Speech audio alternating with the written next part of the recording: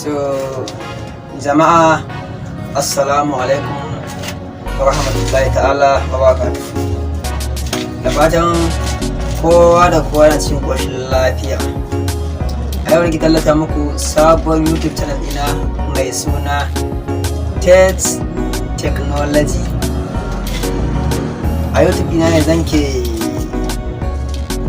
faɗakar da ku, in ke fahimtar da ku abin da wasu daga cikin mu ba mu sani ba